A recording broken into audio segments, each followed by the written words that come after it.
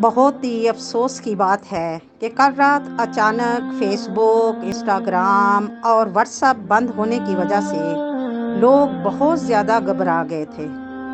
تو سوچئے، ایسے ہی ایک دن اچانک قیامت آ جائے گی، پھر کیا ہوگا؟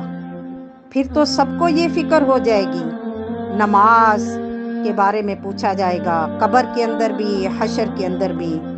قرآن کے متعلق پوچھا جائے گا کہ کتاب بھیجی تھی، اس سے کتنا فائدہ اٹھایا، اس کے مطابق کتنی زندگی گزاری۔ حشر کا میدان ہوگا، اپنے رب کے سامنے کس منہ سے جانا ہے۔ لوگوں نے یہ سمجھا کہ دنیا سے یہ واٹس ایپ وغیرہ بند ہونے سے دنیا سے ناطہ ختم ہو گیا، تعلق ختم ہو گیا، لوگ بے چین ہو گئے۔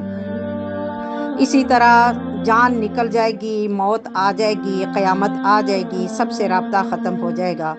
پھر انسان سوچے گا کہ اب اللہ کے ہاں جانا ہے، قبر کے اندر جانا ہے، اللہ کو کیا منہ دکھاؤں گا۔